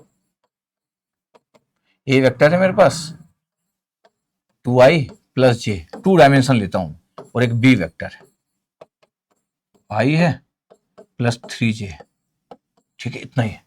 अच्छा, के लिया ही नहीं मैं, इधर 2 डायमेंशन ले दिया, के मतलब जीरो, यही मतलब हुआ ना यार। मतलब के नहीं ले रहा इसका क्या मतलब है सर? आप के मतलब जीरो, के नहीं ले रहा मतलब जीरो हुआ ना। अगर जे नहीं लेता तो जे जीरो होता, जो नहीं लूंगा जीरो होगा, ठीक है। अच्छा, डॉट प्रोडक्ट में इशू नहीं होता है, दुनिया का सबसे आसान डॉट प्रोडक्ट होता है। आई और आई का डॉट 1 होता है इसलिए 2 आ गया, जे और जे का डॉट 1 होता है इसलिए 1 इंटू 3 आ गया, और के तो था नहीं तो 2 और 3 5 आ गया। It's very simple. लेकिन जब आप ए क्रॉस बी करोगे तो क्या होगा?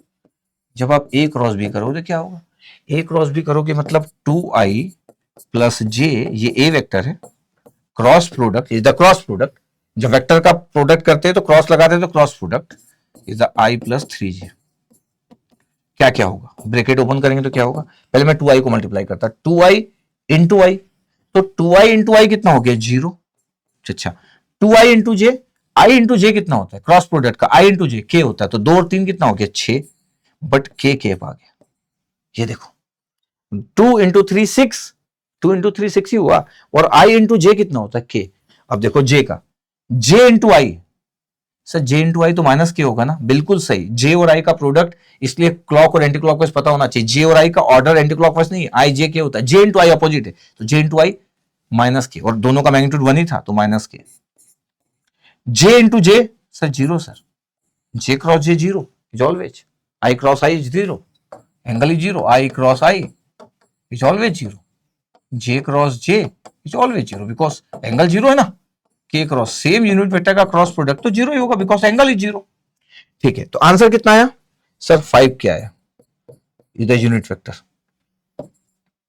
ए क्रॉस बी कितना है? यस सर, ध्यान से देखना आपके पास कितना हमारे पास है। ओके सर, अगर मैं आपसे बोलूं कि ए क्रॉस बी का मैग्नीट्यूड कितना है, तो आप बोलोगे सर ए क्रॉस बी का मैग्नीट्यूड ए क्रॉस बी का मैग्नीट्यूड कितना है, तो आप बोलोगे सर 5 है। ठीक है, ओके, ए क्रॉस बी का मैग्नीट्यूड 5 है। अभी मैं थोड़ी देर पहले रिजल्ट लिखा था कि ए क्रॉस बी का मैग्नीट्यूड कितना होगा, ए का मैग्नीट्यूड मतलब ए बी साइन थीटा, और यूनिट वेक्टर तो 1 हो गया, तो साइन थीटा ए बी लिखना है तो लिख दो। अच्छा, ए का मैग्नीट्यूड कितना है, ए का मैग्नीट्यूड हो गया 2 का स्क्वायर 1 का स्क्वायर, तब √4 + 1 तो मतलब √5। ठीक है, बी का मैग्नीट्यूड कितना है, बी का मैग्नीट्यूड 1 का स्क्वायर 3 का स्क्वायर मतलब 1 + 9 √10। ठीक है, जब आप ये लिख रहे हो ए क्रॉस बी का मैग्नीट्यूड कितना है सर 5, ए का मैग्नीट्यूड कितना है √5, बी का मैग्नीट्यूड कितना है √10 और साइन थीटा ए बी, तो पता आपके पास कितना हो गया साइन थीटा की value, sine theta A B कितना हो गया 5 √50, पता है 5 √50 में से 25 निकाले, 5 बाहर निकल गया और 10 बच गया, 25 नहीं 25 2 बच गया, ये 2 बच गया, ये 2 बच गया, तो 5 5 कैंसिल आउट, 1/√2 आ गया। अगर साइन थीटा 1/√2 है तो थीटा ए भी कितना आ गया sir, sine inverse 1/2, sine inverse 1/√2 sir 45 degree, degree में 45 और रेडियन में π/4, π/4 रेडियन एंगल आ गया। लेकिन मेरे को कभी भी एंगल निकालने के लिए मैं कभी भी क्रॉस प्रोडक्ट यूज नहीं करता, बिकॉज आपके पास तो यार क्या है, ए वेक्टर आपके पास कितना था, ए वेक्टर सर, ए वेक्टर है 2i + j, 2i + j है सर ए वेक्टर। बी वेक्टर क्या है भाई साहब, सर i + 3j था, चेक कर लो, i + 3j था सर, i + 3j था। ठीक है, अगर मैं बोलूं कि ए का मैग्नीट्यूड तो आपको पता है 4 और 1 √5, ठीक है, बी का मैग्नीट्यूड कितना है सर, बी का मैग्नीट्यूड √10, ए डॉट बी कितना होगा, ए डॉट बी होगा सर डॉट प्रोडक्ट सर 2 × 1 2 और 1 × 3 3 5 सर। पता है कॉस थीटा क्या होता है, cos theta A B sir A dot B upon A का मैग्नीट्यूड और बी का मैग्नीट्यूड, यही होता है। ए डॉट बी कितना है 5 और ये √50 आया, ये पता कितना है 25 × 2 तो 1/√2 आ गया, ये कॉस थीटा ए बी इतना है। पता थीटा ए बी की वैल्यू कितनी आ गई सर, थीटा ए बी की वैल्यू आ गई cos inverse 1/√2 the 45 degree, answer will be same. दोनों से आंसर सेम आता है, लेकिन सब लोग ये प्रिफर इसलिए करते हैं क्योंकि ये ज्यादा फास्ट हो जाता है। इसका मतलब ये नहीं कि क्रॉस प्रोडक्ट से आंसर नहीं आएगा, एंगल का इसका भी आंसर आएगा, लेकिन कोई यूज नहीं करता, बिकॉज लोग सोचते हैं कि कौन क्रॉस प्रोडक्ट करे यार, simple dot product, simple calculation, but angle will be same. ठीक है, चलो ये तो ये बात हो गई। अभी मैं इस जगह पे था कि ए और बी वेक्टर था आपके पास, और हम बोले कि यार क्रॉस प्रोडक्ट तो हमेशा कर सकते हैं, बट ये पूरा का पूरा क्रॉस प्रोडक्ट का जो कंसेप्ट है वो साइक्लिक ऑर्डर में, एंटी क्लॉकवाइज साइक्लिक ऑर्डर में, आई क्रॉस जे के, जे क्रॉस के आई, के क्रॉस आई जे, साइक्लिक ऑर्डर में। पता जब साइक्लिक ऑर्डर में पूरे डेटा आपका जब मल्टीप्लिकेशन होता है तो पता है आपके पास, हम इसको ऐसा भी लिख सकते हैं, कैसा पता है आपके पास, ऐसा भी लिख सकते हैं कि इसको मैं डिटर्मिनेंट के फॉर्म में भी लिख सकता हूं। कैसे डिटर्मिनेंट के फॉर्म में लिख सकते हैं, डिटर्मिनेंट के फॉर्म में ऐसा लिख सकते हैं कि अगर मेरे पास ए के कोफिशिएंट ax ay az और बी के कोफिशिएंट ये है, तो ए क्रॉस बी होगा ax ay az, डिटर्मिनेंट है ये, ए के कोफिशिएंट ये बी के कोफिशिएंट और ये यूनिट वेक्टर है। अच्छा, ये याद रखने की जरूरत नहीं जो लिखा हुआ है, तो डिटर्मिनेंट सभी को आता है, ये साइक्लिक आपके पास टर्म्स में, crossing terms in the cyclic permutation. अच्छा, मैं ए क्रॉस बी आपके पास बड़े आराम से सॉल्व कर सकता हूं, मेरे पास ए बी और बी भी, देखना ध्यान से, अब मैं बोल रहा हूं मेरे पास ए और बी, क्रॉस प्रोडक्ट तो करना आता है, क्रॉस प्रोडक्ट तो करना आता है। हमारे पास कितना था, मेरे पास 2i + j था, ये 2i + j था, के कितना था सर 0 के। अच्छा, बी कितना था, बी था सर i + 3j और सर 0 के था। ठीक है, यही था आपके पास, देख लो।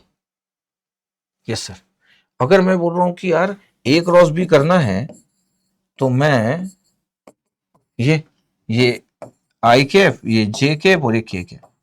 अच्छा, इसको ax ay az कैप भी लिख सकते हैं, कोई प्रॉब्लम नहीं। यहाँ पे ax के कोफिशिएंट, यहाँ पे ax के कोफिशिएंट, a के कोफिशिएंट कितने हैं 2, y का कोफिशिएंट 1 और z का 0, फिर b के कोफिशिएंट 1 3 और 0। ये अब इसको मेरे को सॉल्व करना है। पता i के साथ क्या होगा, सर जब आप आई सॉल्व करते हो ना तो 2 क्रॉस 2 ये कैंसिल आउट होता है, ये कैंसिल, ये 2 क्रॉस 2 का डिटर्मिनेंट बचता है, मतलब 1 0 3 0 ये बचता है।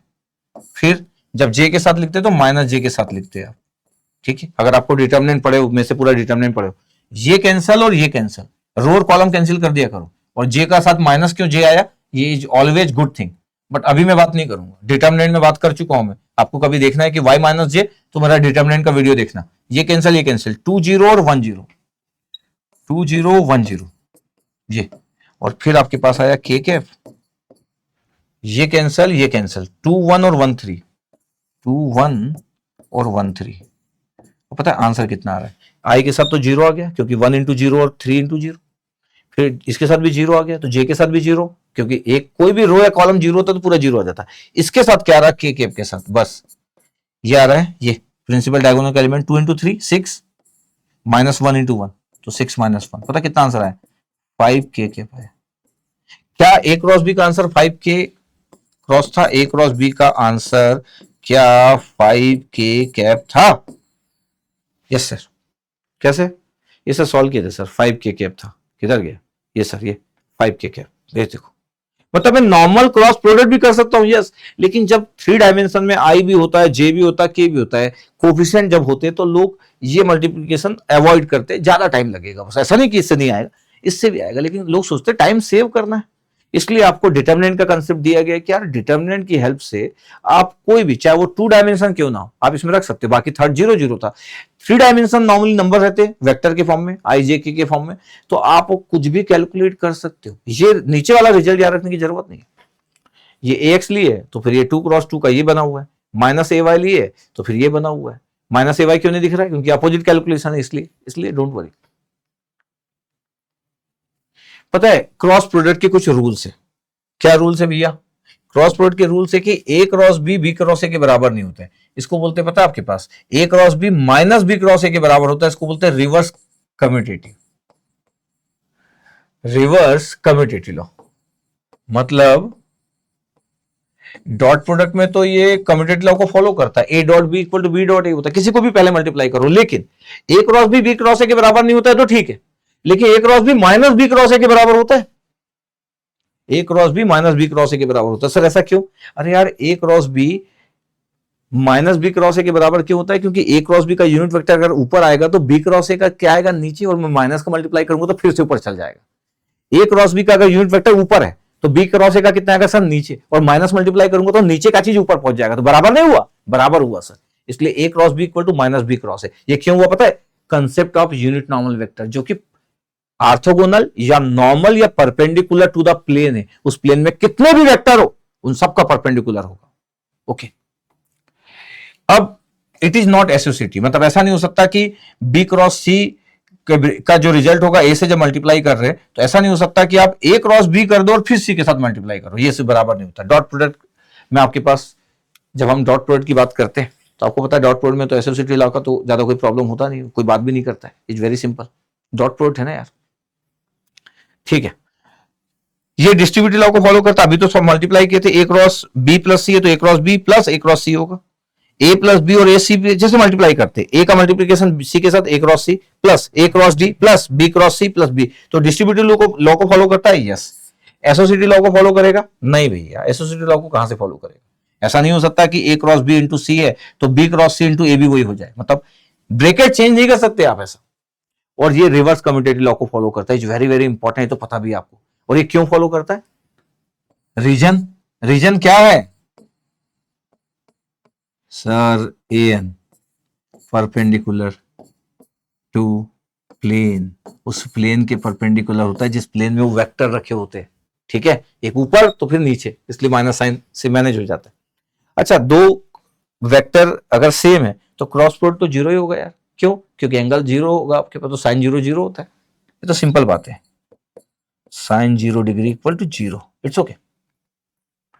दो वेक्टर है आपके पास, कोई स्केलर क्वांटिटी अगर आपके पास m है तो m को मल्टीप्लाई कर दो a के साथ, या फिर m को बाहर कर दो या b के साथ ले जा लो, कुछ भी प्रॉब्लम नहीं होती है। कोई स्केलर क्वांटिटी अगर किसी वेक्टर के साथ है तो उस नंबर को आप बाहर निकाल सकते हो, या उस नंबर को b के साथ भी रख सकते हो, या बाहर निकाल सकते हो या b के साथ रख सकते हो, इट्स वेरी सिंपल।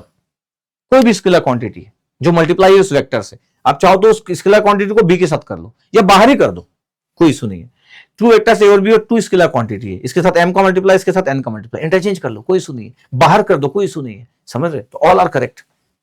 अच्छा, two parallel vector must have the cross product zero, A cross B की वैल्यू जीरो है, तो जो पैरेलल वेक्टर होंगे उनका क्रॉस प्रोडक्ट जीरो होगा, क्योंकि उनके बीच का एंगल 0 डिग्री होगा, चाहे वो मतलब 0 या 180 इक्वली लाइकली हो, चाहे फिर एंटी इक्वली लाइकली हो।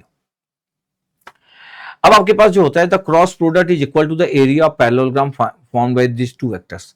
अगर मैं बात करूं तो ये जो एरिया आपके पास होता है पैरेललोग्राम का, ये क्रॉस प्रोडक्ट का मैग्नीट्यूड के बराबर होता है, और ये बड़ा इंटरेस्टिंग है, इसको लेकिन अभी डिस्कस नहीं करूंगा, later we will discuss later, या नेक्स्ट लेक्चर जब मैं एप्लीकेशन की बात करूंगा, बड़ा मजेदार होगा, बहुत ही मजेदार होगा नेक्स्ट लेक्चर, ठीक है? तो 7वें पॉइंट के बारे में बात नहीं कर रहा। अब मैं बोल रहा हूं कि क्या है, ए वेक्टर एक है, एक बी वेक्टर है, और बोला कि ए क्रॉस बी डॉट ए क्या होगा, ए क्रॉस बी डॉट ए कितना होगा? तो सर ए क्रॉस बी का अगर मैं डॉट प्रोडक्ट ए के साथ करूं तो ए क्रॉस बी का जो भी आपके पास वेक्टर होगा वो तो परपेंडिकुलर होता है सर ए और बी के, तो सर वो तो ए के साथ भी डॉट प्रोडक्ट जीरो देगा, बिकॉज वो तो ऑर्थोगोनल होता है ए और बी के साथ, आंसर विल बी जीरो। बस ऐसे क्वेश्चन एग्जाम में फ्रेम दिखेंगे आप। इसका मतलब है कि ए क्रॉस बी अगर मैं कर रहा हूं ए के साथ डॉट प्रोडक्ट, तो भाई वो तो जीरो ही आएगा ना, क्योंकि ए क्रॉस बी तो जो रिजल्टेंट होता है वो हमेशा ऑर्थोगोनल होता है, नॉर्मल होता है उस ए या बी के।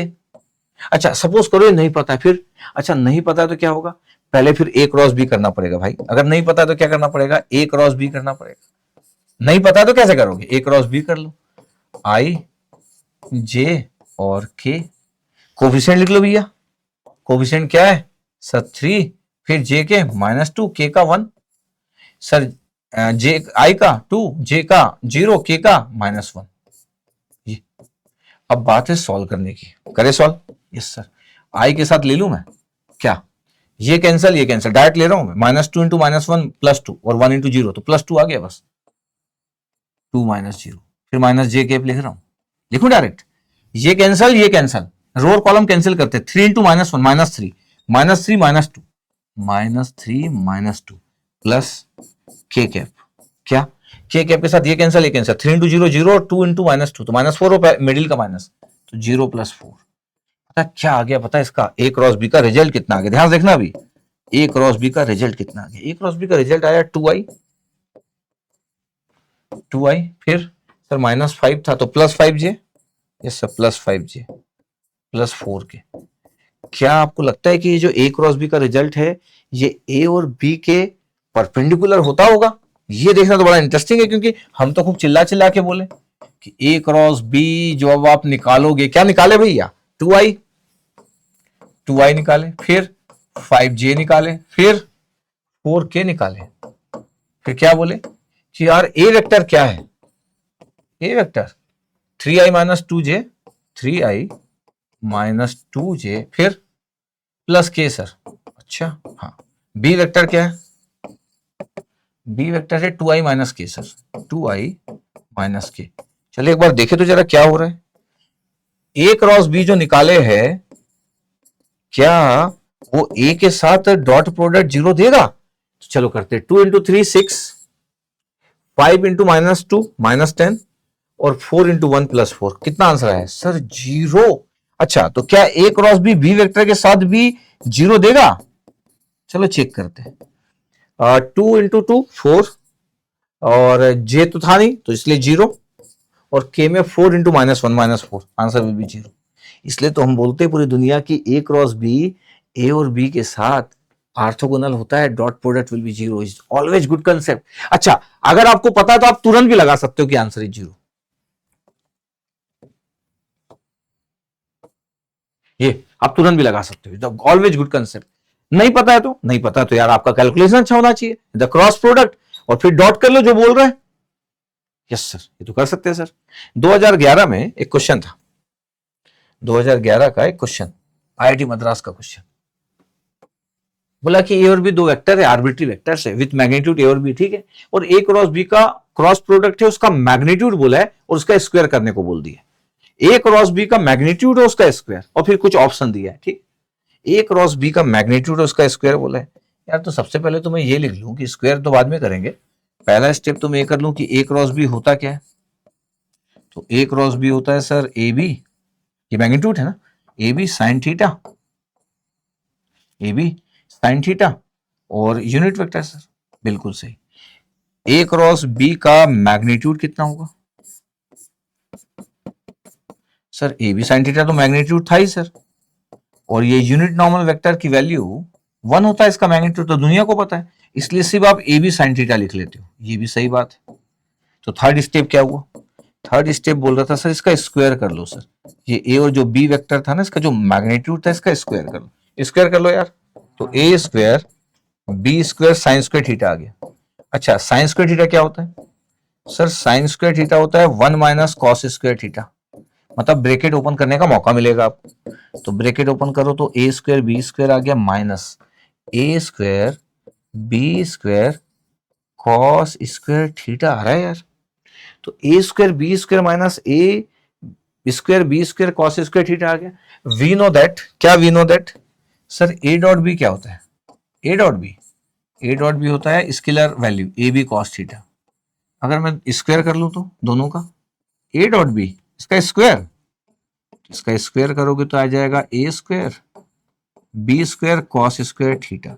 एक्चुअली ये A square B square cos square theta A dot B का स्क्वायर है। पहला नंबर तो ए स्क्वायर बी स्क्वायर था, बट दूसरा नंबर ए डॉट बी का जो रिजल्ट है उसका स्क्वायर है। यस ये आ गया भैया, ए क्रॉस बी का जो मैग्नीट्यूड था उसके स्क्वायर का रिजल्ट। यस तो क्या आंसर आया sir, A square B square minus A dot B का square, a answer is a basic question, simple basic question, simple basic question. 2011 IIT Madras के क्वेश्चन था, लास्ट क्वेश्चन अभी इस क्लास का लास्ट क्वेश्चन, ठीक है यहां तक पहुंच गया। बोल रहा है कि यार एबीसी आपके 3 पॉइंट से एक्स वाई जेड में और कोऑर्डिनेट सिस्टम है, then which one of the following vectors is perpendicular to the both the line. मतलब आप बताओ कि इसमें से कौन सा वेक्टर होगा जो बी ए और बी सी दोनों के परपेंडिकुलर होगा। अच्छा ऐसा बोल रहा है।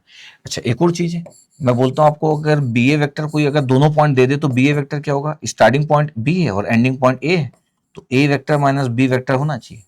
ठीक है, बी ए का ए एंडिंग बी स्टार्टिंग, बी से ए जाना, ए डेस्टिनेशन ए जहां से स्टार्ट किए थे, ठीक है, तो ए माइनस बी। अच्छा बी वेक्टर ना सब ओरिजिन है, तो ए वेक्टर ही आ जाएगा। क्या आ गया, बी वेक्टर 0 है ना यार एक्चुअली, तो ए वेक्टर 0 4 3 है, इसका मतलब ये आ गया 4j, आई तो आएगा नहीं, और 3k, तो 4i और 3k आ गया। अच्छा फिर बीसी भी बोले हैं, तो बीसी वेक्टर क्या होता है, सिखाया तो था मैं, C vector minus B vector. अच्छा बी वेक्टर तो यार ओरिजिन पे रखा है, तो सी वेक्टर ही आ जाएगा, क्योंकि बी वेक्टर ओरिजिन पे है। सी वेक्टर की वैल्यू 304 है, तो 3i 04 गया, 3 + 4k, ये आ गया आपके पास बी ए और बी सी, इतना ही आपके पास। अब मेरे को बताना है कि कोई वेक्टर ढूंढो जो इन दोनों के परपेंडिकुलर हो।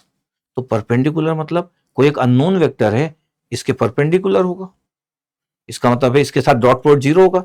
16 9 और 12 है, 16 और 9 करेंगे तो 16 तो आई तो था नहीं, जे करेंगे तो 9 × 4 36 माइनस 12 × 36, ये तो आ रहा है। इसी को देखो दूसरे में 3 × i, तो 16 × 3 48, जे तो है नहीं, और 12 × 4 ये तो आ रहा है। ए और भी अगर ये एमएसक्यू होगा तो और भी आएंगे, एमएसक्यू तो था नहीं 2011 में, बाकी नहीं आ रहे होंगे। बाकी अगर आप सॉल्व करने जाओगे तो बाकी आपके पास नहीं आएंगे, तो उसको बोलते हैं कि चेक कर लेना। आप देख लो ना डॉट प्रोडक्ट किसके साथ 0 आ रहा है, दोनों के साथ 0 आना चाहिए, because perpendicular to the both vectors बोला है, the perpendicular to the both vectors. देखो ध्यान से, ऐसा दिख रहा है आपके पास, तो आप ऑप्शन से हेल्प ले सकते हो। तो ये हुआ गया फ्रॉम द ऑप्शंस, ऑप्शन दिए आपके पास, आप देख लो किसके साथ डॉट प्रोडक्ट आ रहा है। इतना तो एक इंजीनियर स्मार्ट होता है कि वो देख पाता है नंबर का प्रोडक्ट, डॉट प्रोडक्ट इस दुनिया का सबसे आसान प्रोडक्ट है, तो देख सकता है डॉट प्रोडक्ट। अच्छा कंसेप्ट क्या कहता है, कंसेप्ट ये कहता है कि यार ए बी और जो सी है उसमें बी तो ओरिजिन पे रखा है, रेफरेंस पॉइंट है, ए वेक्टर ही ए बी है, ए वेक्टर ही बी है, मतलब रेफरेंस ओ है, बी है ना एक्चुअली, कोऑर्डिनेट का रेफरेंस पॉइंट जो है वो बी है, ओरिजिन पे रखा है। तो चलो बी ए निकाल भी लिए, अब मैं बोल रहा हूं कि बी ए और बी सी निकाल भी लिया, वैसे तो बी ए ही ए है और बी सी ही सी है, ठीक है, बट ठीक है वेक्टर निकल गया। कोई भी वेक्टर इन दोनों वेक्टर के परपेंडिकुलर होगा, इसका क्या मतलब है सर? इन दोनों के परपेंडिकुलर होने का मतलब तो ये हुआ कि यार दो वेक्टर अगर आपको पता है भैया 4j प्लस 3 के 4j प्लस 3 के बिल्कुल, और दूसरा वेक्टर सर बीसी वेक्टर भी पता है क्या 3i प्लस 4 के। अगर दो वेक्टर अगर आपके पास दिए और बोल रहा है कि कोई एक ऐसा वेक्टर निकालो जो इसके परपेंडिकुलर हो, किसी दो वेक्टर के परपेंडिकुलर कोई वेक्टर वही होता है जो इनका क्रॉस प्रोडक्ट होता है, क्योंकि क्रॉस प्रोडक्ट का जो रिजल्ट होता है वो हमेशा परपेंडिकुलर होता है। तो क्रॉस प्रोडक्ट का जो आंसर आएगा वो इन दोनों के परपेंडिकुलर ही होना चाहिए। यस सर, तो परपेंडिकुलर अगर आपको निकालना है और कोई ऐसा पूछ रहा है तो ये तो सिंपल क्रॉस प्रोडक्ट का क्वेश्चन हुआ। कोएफिशिएंट लिख लो यार, ये i0 है यार, i0, j कितना है 4 है, k कितना है 3 है, ठीक है, i कितना है 3 है, j कितना है 0 है, k कितना है 4 है। निकाले क्या अपन? यस सर, i के साथ निकालते हैं। ये कैंसिल, ये कैंसिल, 4 इंटू 4 16 और 0 इंटू 3 16 माइनस 0 सर, सही है। फिर माइनस j के लिखते हैं, फिर ये कैंसिल, ये कैंसिल, 0 इंटू 4 सर तो 0 माइनस 3 इंटू 3 9, ये आ गया सर 9, प्लस k कैप लिखते हैं। चलो k कैप में ये गया, 0 इंटू 0 0 माइनस 12 सर, ये इतना आ रहा है। इसका मतलब है कि सर आंसर कितना है sir 16i yes plus 9j minus 12k sir. ये एक ऐसा वेक्टर है जो कि परपेंडिकुलर टू BA होगा, यस सर, जो कि परपेंडिकुलर टू BC होगा, क्योंकि उन दोनों से ही तो निकला है, दोनों के क्रॉस प्रोडक्ट से। तो 16i प्लस 9j माइनस 12 के देखो आंसर। इसका मतलब है कि वो लोग बताए नहीं कि इसका क्रॉस प्रोडक्ट निकालो, वो पूछ रहे इन दोनों का परपेंडिकुलर क्या होगा।